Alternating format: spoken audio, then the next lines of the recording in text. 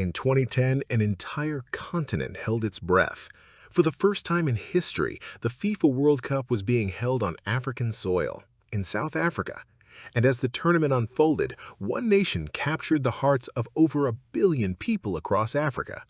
Ghana wasn't supposed to be here. A country with limited resources, a small football program, no expectation of success. But they arrived in South Africa with something more powerful than talent. They had the dreams of an entire continent riding on their shoulders. Every Ghanaian goal was celebrated from Cairo to Cape Town. Every victory meant hope for Africa. And when they advanced to the quarterfinals, becoming the last African team standing, the continent dared to believe in something extraordinary. But then came a moment that would change everything, a moment that would haunt a continent and spark outrage across the world. The tournament started with doubt. Ghana was grouped with Serbia, Germany, and Australia, hardly a favorable draw. Experts predicted early elimination, but Asamoah Gyan, the nation's leading striker, had different plans. When Ghana faced Serbia, Gyan's early goal set the tone, and despite a loss that day, the belief was planted. Against Australia, Ghana dominated, winning 2-1, the goals flowing, the team cohesive, playing with freedom. And then came the moment that defined Ghana's tournament. Germany. Germany, the 4-time World Cup champions, the football superpower of Europe. Ghana didn't just compete. They pressed, they attacked, they played like a team that had nothing to lose because they represented nothing less than a continent's aspirations. His shots finding the target, his presence terrorizing defenses. Ghana reached the knockout stages, the only African nation left, and suddenly the quarterfinals were within reach. The quarterfinals, Ghana versus Uruguay, a match that would determine African pride. Uruguay was dangerous, a skilled South American side, but Ghana came with the hopes of over 1 billion people. The match was fierce, competitive, tight. And then, in the final moment as Ghana prepared for the penalty shootout, something even more controversial happened. Uruguay's Luis Suarez, in a moment of desperation, punched the ball away from Ghana's certain victory with his hand, a clear handball on the goal line. The referee showed him a red card, and Uruguay awarded Ghana a penalty. But this was more than a penalty. This was Africa's moment. Ghana had been given another chance. Divine intervention, some would say. The rules of football ensuring justice for the clear handball. Gyan stepped up again. But this time, something was different. The pressure, the magnitude, the weight of an entire continent on his shoulders. It was all too much. His strike was less confident, and this time, Gyan struck the ball with power. It flew toward the goal, and then, in a moment captured by thousands of cameras, the ball hit the crossbar and bounced away. Not a goal, not history, not the dream. But as Ghana prepared for the extra time, with minutes, Ghana's path to the semifinals was closed. The continent's dream was shattered in an instant. And what happened next was even more painful. Uruguay won the penalty shootout, advancing to the semifinals, while Ghana was eliminated.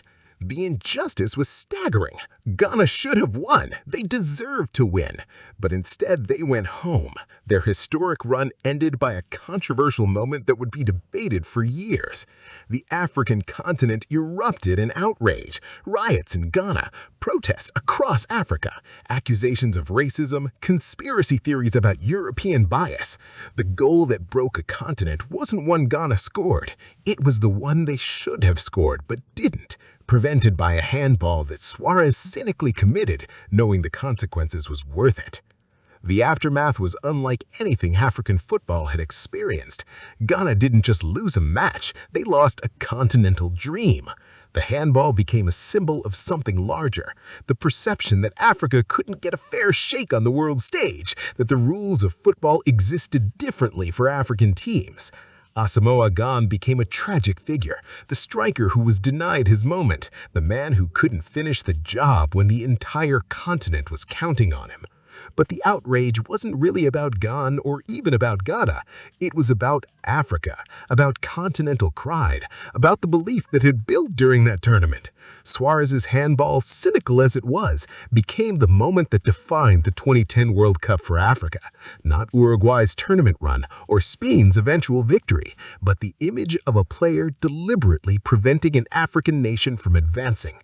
Conspiracy theories emerged, accusations of racism, discussions about favoritism. The goal that broke a continent was the one Ghana didn't score, the semi-final they didn't reach, the moment of African glory that was stolen by what many saw as a continental injustice. 11 years later, the goal that broke a continent still resonates. Asamoah Gyan never fully recovered from that moment, carrying the weight of continental expectation that proved too heavy. Luis Suarez won the World Cup years later with Barcelona, achieved everything a player could achieve, but in African memory, he remains the man who punched away a continent's dreams.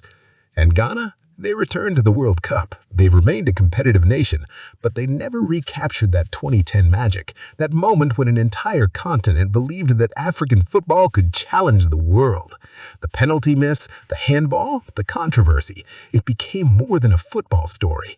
It became a metaphor for continental struggle, for the feeling that the system isn't always fair, that sometimes the greatest obstacles aren't the opponents on the field, but the circumstances that surround them.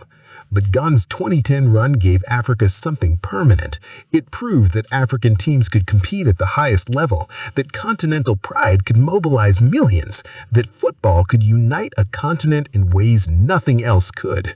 The goal that broke a continent wasn't the one that was scored, it was the one that should have been scored, but didn't.